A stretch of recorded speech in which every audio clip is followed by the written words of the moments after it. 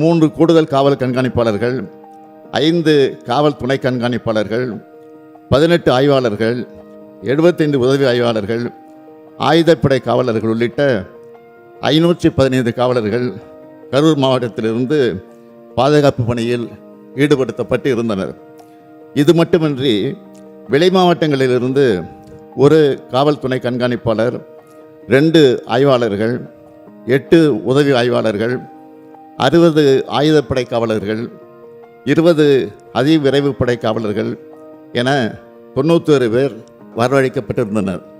அன்றைய தினம் பாதுகாப்பு பணிக்காக அதிகாரிகள் மற்றும் காவலர்கள் என மொத்தம் 606 பேர் ஈடுபடுத்தப்பட்டிருந்தனர். காவல்துறையை பொறுத்தவரை வழக்கமாக அரசியல் பரப்புரை கூட்டங்களுக்கு வழங்கப்படும் பாதுகாப்பு காவலர் எண்ணிக்கையை விட அதிகமாகவே வழங்கப்பட்டிருந்தது. பொதுக்கூட்ட நிகழ்ச்சி ஏற்பாட்டாளர்களால் 10,000 பேர் வருவார்கள் என்று தெரிவிக்கப்பட்ட நிலையில் அதைவிட அதிகமாக கூட்டம் வரும் என்று எதிர்பார்த்து கூடுதல் பாதுகாப்பு ஏற்பாடுகள் செய்யப்பட்டன. கூட்டம் நடத்த அனுமதி கோரி கொடுத்த கடிதத்தில் மாலை 3 மணி முதல் இரவு 10 மணி வரை என்று குறிப்பிட்டிருந்தார்கள். ஆனால் செய்தியாளர் சந்திப்பு மற்றும் சமூக ஊடகங்களில் மதியம் 12 மணிக்கு கட்சித் தலைவர் கரூர் வருவதாக அக்கட்சியின் பொதுச் செயலாளர் தெரிவித்திருந்தார். இதனால் கரூரில் காலை முதலே மக்கள் வர தொடங்கிவிட்டனர். 27/9/2025 அன்று அக்கட்சியின் தலைவர் சென்னையிலிருந்து காலை 8:40 மணிக்கு புறப்பட்டு 9:25 மணிக்கு திருச்சி வந்தடைந்தார்.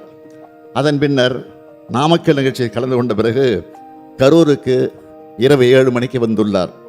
அதாவது அறிவிக்கப்பட்ட 12 மணி கடந்து 7 மணி நேரம் கழித்துதான் வந்தார். இந்த காலதாமதம் கூட்ட நெரிசலுக்கு முக்கிய காரணமாக அமைந்தது. இங்கே அனைத்து கட்சி சார்ந்தவர்களும் இருக்கிறீர்கள். உங்கள் அனைவருக்கும் தெரிந்த விஷயம்தான். கூட்ட ஏற்பாட்டாளர்கள் சில முக்கியமான ஏற்பாடுகளை செய்ய வேண்டும். அவை அன்றைய தினம் கரூரில் செய்யப்படவில்லை. காலை முதல் காத்திருந்த மக்களுக்கு போதிய குடிநீர் இல்லை. உணவு வழங்க எந்த விதமான ஏற்பாடுகளும் நிகழ்ச்சியை ஏற்பாடு செய்தவர்களால் செய்யப்படவில்லை.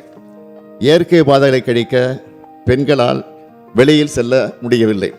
சம்பவம் நடந்த அதே வேலுச்சாமிபுரத்தில் இதற்கு 2 தினங்களுக்கு முன்பாக, அதாவது 25/9/2025 அன்று மாண்புமிகு எதிர்க்கட்சித் தலைவர் அவர்கள் கலந்து கொண்ட பரப்புரை நிகழ்ச்சி நடந்துள்ளது.